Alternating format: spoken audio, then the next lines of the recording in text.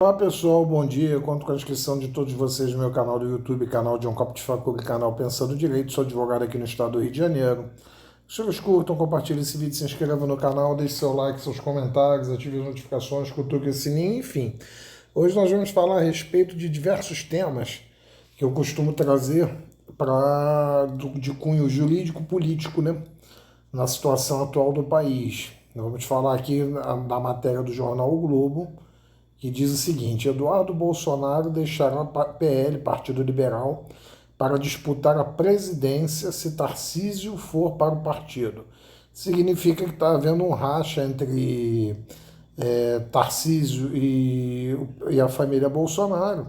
E a ideia é que Eduardo Bolsonaro, com essas práticas no exterior, angarie eleitores, etc., por meio do engajamento no YouTube.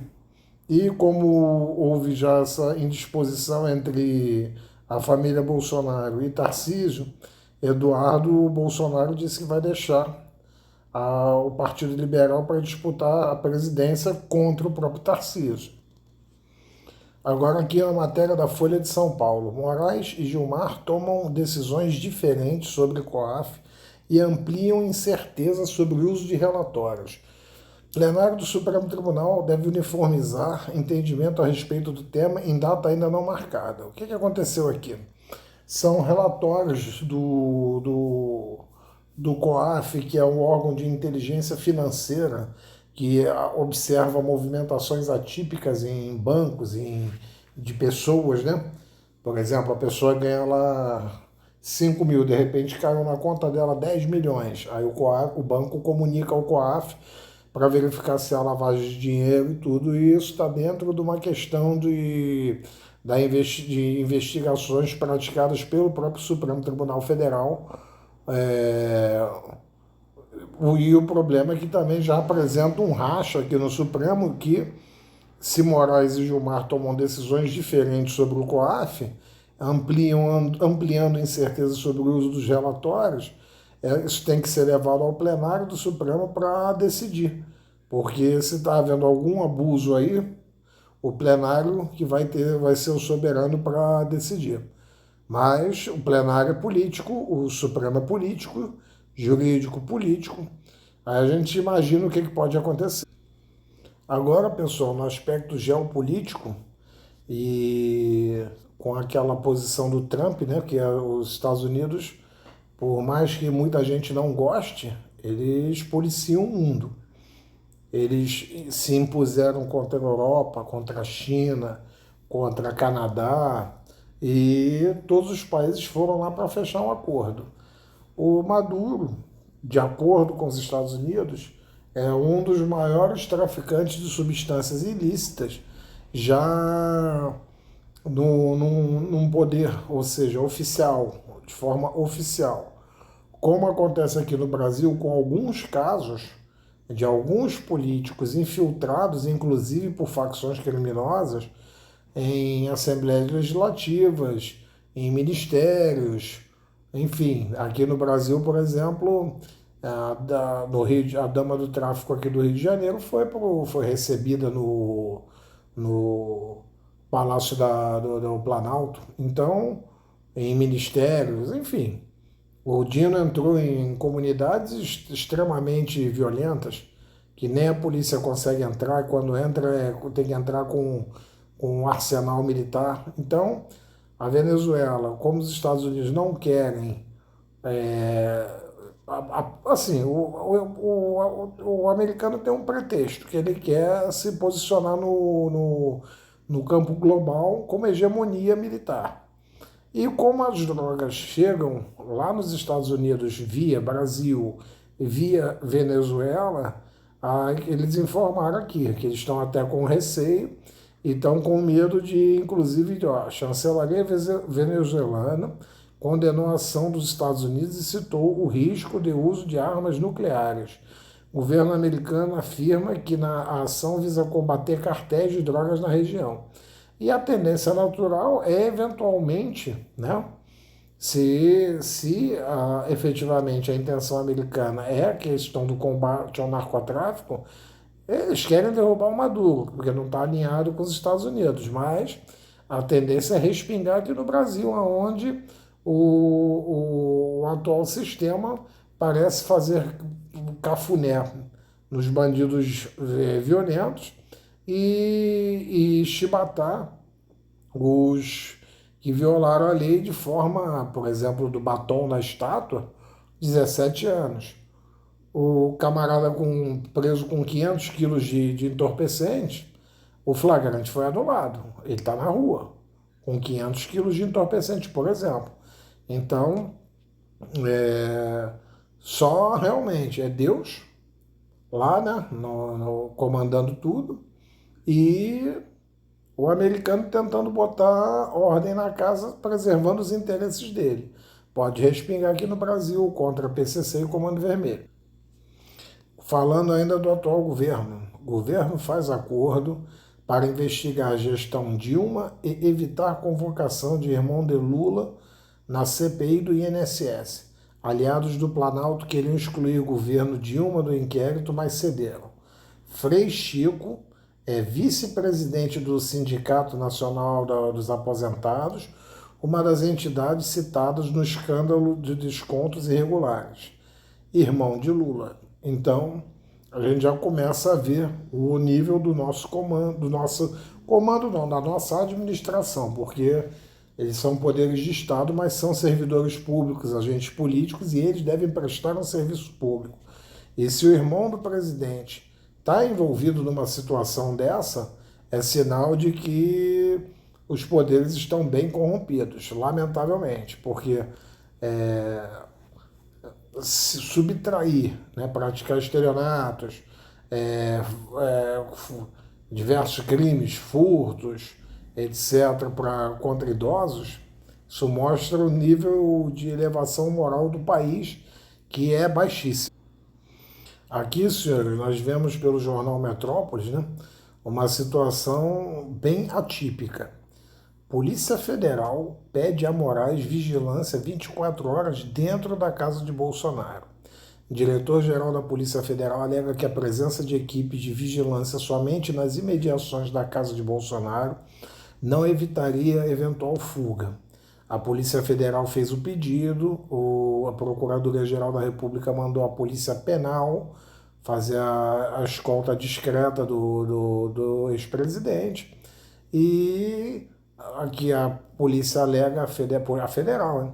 Alega no ofício enviado a Moraes, posterior à decisão, que a presença de equipes de vigilância apenas nas imediações não seria suficiente para evitar eventual fuga de Bolsonaro, mesmo que ele utilize tornozeleira eletrônica, segundo a corporação. Sistema que é passível de falhas, enfim. Já dessa forma, havendo em tese a intenção de fuga, é necessário acompanhamento em loco. Então, o que nós vemos é o seguinte: é um presidente da República, ex-presidente da República, que vai dormir com um agente da Polícia Federal. Aonde nós vimos em algum momento no Brasil, nem com a prisão do Lula, Lula estava preso. O Lula ele sofreu, é, ocorreram delações premiadas, mas Deltan Dallagnol e Sérgio Moro, em conversas lá espúrias, conseguiram fazer com que o processo fosse anulado, juntamente com a questão do julgamento ter sido em outro estado e não em Curitiba.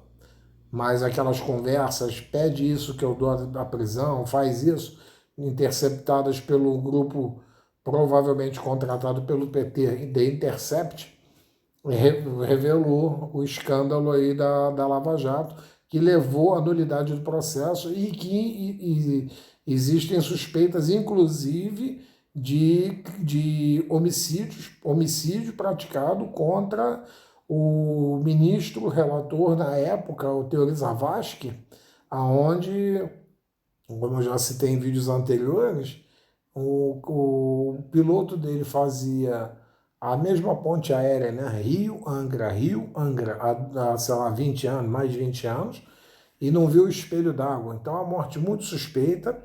O próprio filho dele, já em matéria, se vocês pesquisarem no Google, vão encontrar que o filho dele suspeita de morte encomendada, E quem teria interesse nisso era o Partido dos Trabalhadores, por meio do seu Estado-Maior, que é o atual presidente da República. Então, a Polícia Federal deixa entrar entorpecentes, a Polícia Federal deixa entrar, assim, a boa parte da Polícia Federal, porque tem muitos bons policiais, mas agora quer mostrar serviço para Alexandre de Moraes. Quer dizer, você entra aqui no Brasil, você entra com o que você quiser. Com o que você quiser, parece brincadeira. Porque o Brasil tem uma fronteira enorme, a Polícia Federal não dá conta, mas para a atual diretoria da Polícia Federal, o mais importante é evitar que o Bolsonaro fuja. Mas tráfico internacional de drogas, interestadual, isso aí pode acontecer. Nós estamos numa república de país de valores invertidos, onde um idoso de 70 anos que pode eventualmente fugir, que sim, praticou crimes de, de para se manter no poder, praticou. Não há dúvidas disso. Porém, ser julgado pelo Supremo, dormir com o policial federal, aí já é demais. E as facções criminosas, e o INSS, e tudo, tem esse rigor? A Polícia Federal não deixa entrar armamentos que chegam aqui no Rio de Janeiro, eles dizem que querem combater, né, o Partido dos Trabalhadores quer combater o uso de armas por pessoas comuns. Também concordo, porque as pessoas não têm condições. Vão para um jogo de futebol, uma briga de torcida, vai sair um faroeste.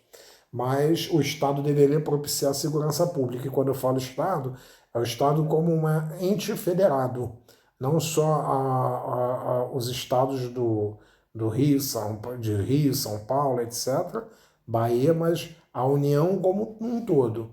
E não colocar e não só se preocupar em colocar um policial federal dormindo com o Bolsonaro. Isso aí já chega a beirar o ridículo, porque dois pesos e duas medidas. Então, por que não botam um policial federal ou a própria Polícia Federal pede para fazer um serviço melhor nas fronteiras, onde no estado do Rio são apreendidas armas todas importadas, quase nenhuma ou nenhuma de CAC, de atirador, enfim, de atirador profissional, enfim. É um país aí mal governado. Agora, em relação à questão da violência no Rio de Janeiro, Procuradoria-Geral de Justiça, que é o chefe do Ministério Público atual, quer combater criminalidade com asfixia financeira de facções e milícia.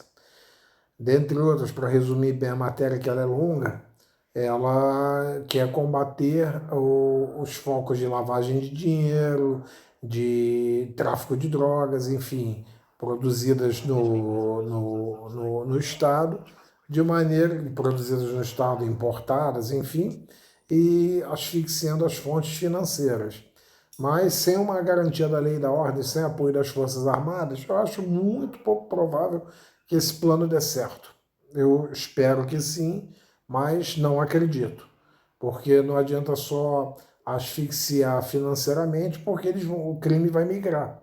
Se asfixiar no domínio territorial, que é o principal meio de ganho dessas organizações criminosas, eles vão partir para roubos, sequestros, vão partir para outros crimes, pá.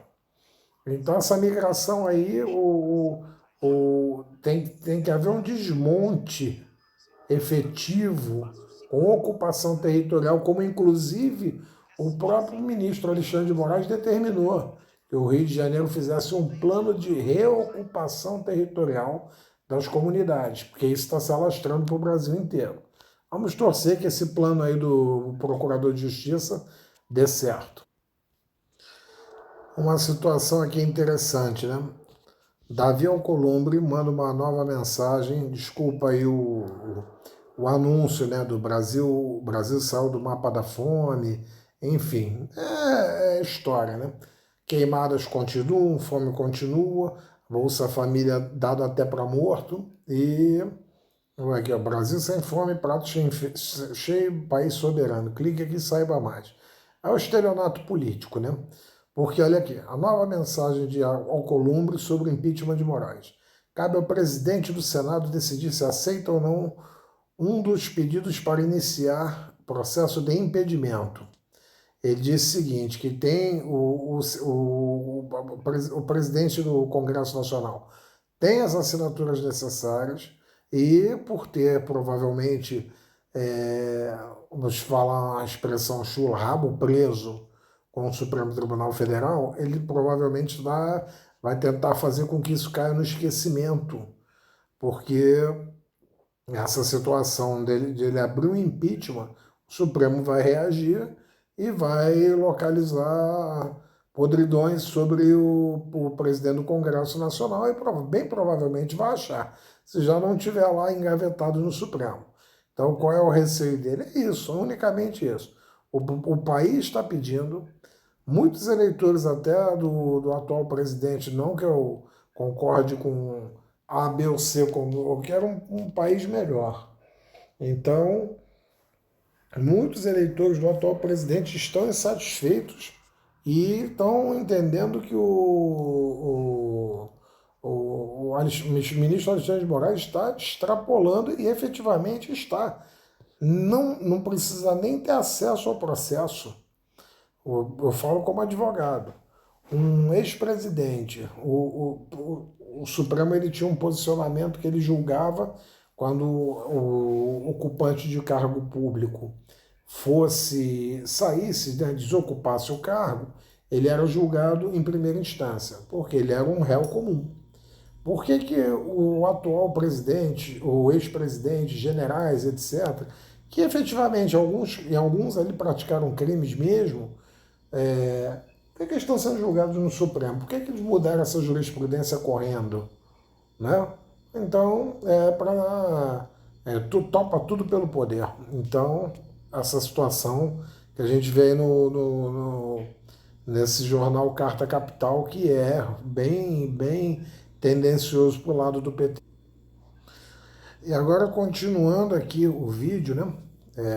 Mota inclui proposta de emenda à Constituição que blinda parlamentares da Justiça e do fim do foro privilegiado na pauta da Câmara de quarta. O relator vai apresentar nova versão da proposta na manhã de quarta e pode exigir autorização para investigar e processar deputados e senadores. Então agora aqui já está mostrando que o próprio Supremo Tribunal Federal e o Congresso já estão um comendo a cabeça do outro. Resumindo, né?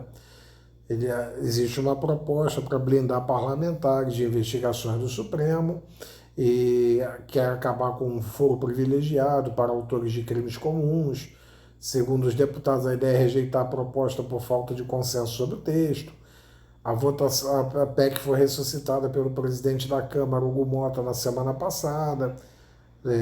Parece que a resposta ao STF, a Câmara decidiu votar a PEC que blinda os deputados em um momento em que o Supremo Tribunal Federal conduz diversos processos sobre o uso de emendas parlamentares.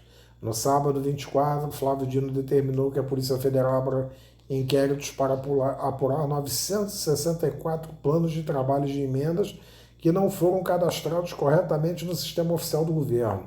O valor desses repasses chega a 694 milhões e 600 mil, segundo nota técnica do Tribunal de Contas da União. Pelo menos 7 ministros do Supremo que comandam inquéritos que tratam das suspeitas de desvio de emendas parlamentares. Dino, Gilmar Mendes, Lúcia, Nunes Marques, Aninha, Alexandre de Moraes e Dias Toffoli. A ideia eles não querem ser afastados do mandato por ordem judicial, podem ser presos em flagrante de crime inafiançável, mas vão ficar na custódia da Câmara, não pode ser responsabilizado civil, nem penalmente por opiniões, palavras e votos, cabendo exclusivamente a responsabilidade ético-disciplinar.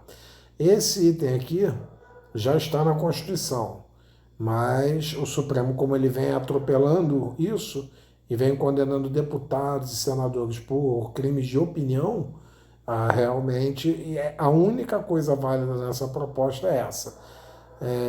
A medida cautelar que afete o mandato como prisão domiciliar só terá efeito após confirmada pelo plenário do Supremo Tribunal Federal. para acabar com aquelas decisões individuais chamadas monocráticas.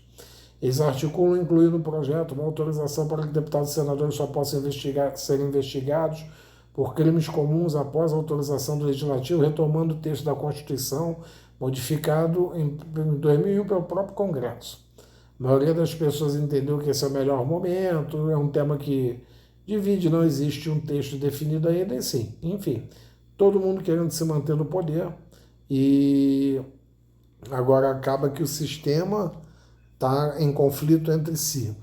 Os poderes estão em conflito entre si. Todos eles querendo se manter no poder e cada um agindo à sua forma e esquecendo do país em si. Agora, em relação ao rapaz, o youtuber que denunciou a adultização na internet, o preso por ameaçar Felca cobrava 15 mil por alvará e excluía até mandado. Esse camarada aqui, Caio Lucas, ele foi detido em Olinda, ele fazia de tudo. Ele tinha. Ele inseria vírus em sistemas de computadores, ele fabricava mandados, alvarás, enfim. São aqui os trojans, vírus que vêm encapsulados em programas, quando o usuário instala, coleta os dados, credenciais e envia direto para um robobot no Telegram, destrecho do depoimento. Suspeito disse que já emitiu mais de 50 alvarás de soltura. Com a invasão de sistemas, diz que ele já faturou mais de 500 mil do governo. O suspeito declarou ter recebido 50 mil após vender uma base de dados do Instituto de Identificação Tavares Buril, instituição que gere a identificação civil de pernambucanos.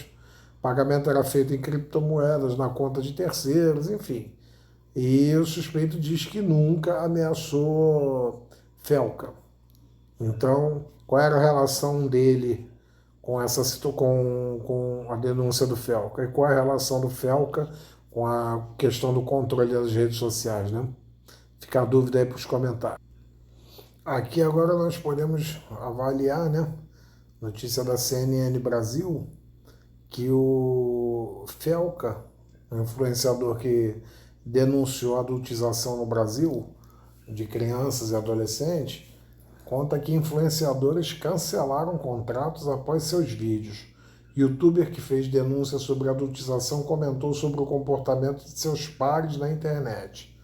Tá ele, o Felca aqui, ele disse que depois da denúncia, muitos influenciadores estavam comentando que eles estavam repensando algumas atitudes após terem contato com suas reflexões. Alguns já vieram falar comigo, abre aspas, que estavam quase fechando com as marcas, mas quando me viram falando disso, deram uma parada a repensar e decidiram não fechar. Disse em entrevista ao podcast Pimentados. Então, o caso foi denunciado, levou à prisão num camarada e muitos estão especulando. Eu entendo que a atitude do influenciador é louvável, mas muitos estão especulando por aí, né? Como o Brasil é o país da especulação, estão dizendo que o Felca está sendo utilizado pelo PT, esse vídeo de denúncia dele, para servir como projeto de censura nas redes sociais. Vamos acompanhando o caso e qualquer novidade trago isso para vocês. Mas a denúncia dele foi efetiva e gerou polêmica, mas também pode ter sido usada como um pano de fundo para calar opositores aqui no Brasil. Agora sim, um projeto interessante que é uma proposta que inclui nova reforma que era acabar com a aposentadoria como punição para os magistrados, ou seja, o magistrado que era pego magistrados e membros do Ministério Público. Eles, por serem vitalícios no cargo, se eles forem responsabilizados criminalmente sofrerem sanções criminais, a punição que eles vão receber é uma aposentadoria remunerada. É isso mesmo que os senhores estão ouvindo. Então, o juiz pratica um crime, o promotor pratica um crime, corrupção, por exemplo, e a pena dele é uma aposentadoria remunerada. Essa proposta de reforma administrativa relatada pelo deputado Pedro Paulo, que deve acabar com a aposentadoria compulsória para punição como juízes e promotores. Mesmo quando punidos por má conduta, esses profissionais são afastados com salários garantidos, o que o relator classifica corretamente como uma recompensa indevida. E agora vamos lá, para espanto de todos, né? Isso aí é uma proposta muito interessante. Acho muito pouco provável que passe. O Supremo não vai deixar. E as associações de magistrados também vão recorrer ao Supremo. E como o sistema está fechado, isso não vai passar. Os juízes têm férias anuais superiores a 30 dias, como os de 60 dias anuais de juízes e promotores. Limitação de adicional de férias a no máximo 1/3 do salário, que é o que a proposta quer. Eles têm mais do que isso. Definição mais restrita para verbas indenizatórias, com o objetivo de impedir o uso desses recursos para driblar teto salarial. Limite de teletrabalho, teto de gastos, enfim. Então, muitos privilégios, por meio dessa proposta, estão tentando derrubar muitos privilégios de promotores e juízes. Agora eu quero ver passar, tá? Ela é interessante, é importante para o país, mas daí a passar você pode pedir tudo, daí a conseguir é bem difícil, mas só de você pensar que você trabalha o ano inteiro e tem 30 dias de férias, enquanto um promotor e um magistrado tem 60, se você é servidor público, um processo administrativo estável, né? Um processo administrativo disciplinar, você vai para a rua. O juiz, um promotor, no pior dos casos, vai para uma aposentadoria de remunerada e tendo 60 dias de férias. Aqui chegamos a uma reportagem interessante que diz o seguinte: o ministro das Relações Exteriores do atual governo diz que a ação contra Bolsonaro é mais grave que a de Trump. Chefe da diplomacia brasileira diz que há grande gravidade nas acusações contra o ex-presidente da Justiça. Trump também é acusado de tentativa de interferência eleitoral. Então ele diz aqui que o ex-presidente, que efetivamente cometeu crime sim, na parte de minuta de golpe, etc. Se isso foi provado, ele cometeu crime, mas daí a compará-lo com traficantes, com homicidas, aí chega a ser demais. O ministro das Relações Exteriores diz o seguinte: ele é investigado no Supremo Tribunal por tentativa de golpe em 2022, responde por crime de organização criminosa armada, tentativa de abolição violenta do Estado Democrático de Direito, dano qualificado, deterioração do patrimônio tombado. Ora, foi quebra-quebra, não foi para tentativa de abolição violenta do Estado Democrático de Direito. Era quebra-quebra, ele ia, a pretexto desse quebra-quebra, ele ia decretar o estado de sítio e se manter no poder. Essa era a intenção, resumidamente falando, né? Só que já o sistema se fechou, o Lula assumiu a presidência, já aumentou o judiciário, os salários, fortaleceu os salários dos militares, das Forças Armadas, do alto escalão, e aí pronto, aí o sistema se fechou. Os três poderes estão lá unidos, com algumas dissidências contra o ex-presidente. Ele diz que o Bolsonaro está inelegível, todo mundo sabe, já Trump não enfrenta nenhum julgamento, segundo ele. O republicano foi indiciado por tentativa de alterar o resultado da eleição, enfim. Isso tudo para justificar. Eles estão dizendo o seguinte: aqui o ministro das Relações Exteriores está dizendo que essa ação que o Trump está querendo colocar a culpa em Bolsonaro pelo tarifaço de Trump. Olha, a culpa é do presidente da República atual, que diz que não vai se humilhar para conversar com Trump quando o país vai afundando, principalmente pelas exportações e na economia, onde vários outros países de grande porte moral e financeiro foram lá e negociaram com Trump O próprio Milei da Argentina não tem nem tarifa para ele pode mandar tudo para os Estados Unidos, eles compram o preço de mercado dos argentinos. E aqui, como efetivamente foi colocado, está havendo uma caça às bruxas, sim, porque a corrida é para manter bolsonaristas longe do PT, e aí o resultado é esse aí. Essas colocações que chegam a beirar o absurdo. Mas a questão da Lava Jato, isso fica esquecido. A questão o processo foi anulado. Sim, sim, foi anulado. Encontraram falhas. O atual senador Sérgio Moro facilitou a anulação do processo. O ex-procurador Dallagnol também facilitou o processo. O atual procurador facilitou a anulação do processo. Eles conversavam entre si, Moro e Dallagnol, e isso daí gera uma nulidade, porque uma coisa é você conversar e pedir para o juiz. Vem pedir para Vossa Excelência isso. O juiz vai lá, decide se dá ou não, se defere ou não. Mas não o juiz dizer para o advogado ou para o promotor dizer o seguinte, não, pede isso que eu dou. Isso não existe. Isso não existe. Isso daí era um conluio para a chegada no poder, tanto que Dallagnol virou youtuber e Moro está aí como um senador desmoralizado. E aqui nós vemos, né, uma contradição até na própria reportagem, né, do jornal Carta Capital, que tem uma tendência de uma inclinação para o PT, que diz o seguinte: aparece o Alexandre de Moraes rindo e diz o seguinte: porque o Supremo Tribunal Federal terá sessão extraordinária sobre verbas do judiciário fora do teto de gastos, ou seja, acima do teto dos gastos. Alexandre de Moraes viu excepcional urgência e cancelou um pedido de destaque. Então, o ministro Alexandre de Moraes cancelou um pedido de destaque e desistiu de levar a sessões presenciais o julgamento sobre a exclusão do teto de gastos de receitas próprias do judiciário.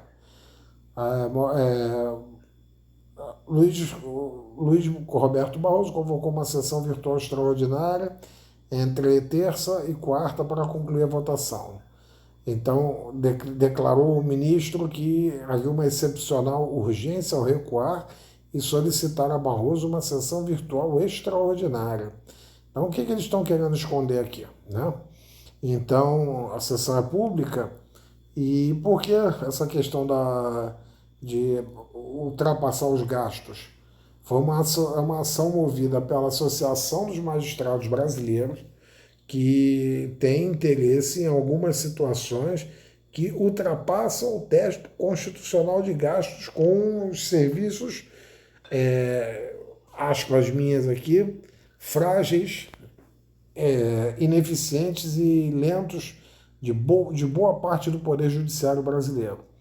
E ainda assim querem extrapolar o teto constitucional. É o sistema a favor do poder.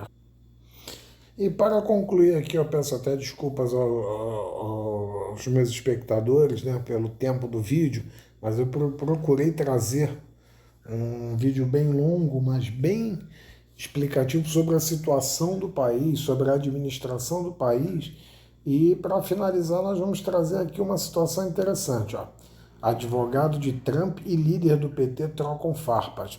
Martim De Luca fala em propina de Lindbergh, que reage com críticas a Bolsonaro e acusa advogado de Trump de agir como um lacaio. O advogado Martim De Luca representa o Rambo, a empresa do Trump. Trump Media trocou acusações com o líder do PT, repito, do PT na Câmara, Lindbergh Faria. De Luca publicou mensagem em sua conta no X, antigo Twitter, relembrando investigações da Lava Jato sobre uma suposta propina de 4,5 milhões recebidas pelo parlamentar e questionou o que teria acontecido com o caso.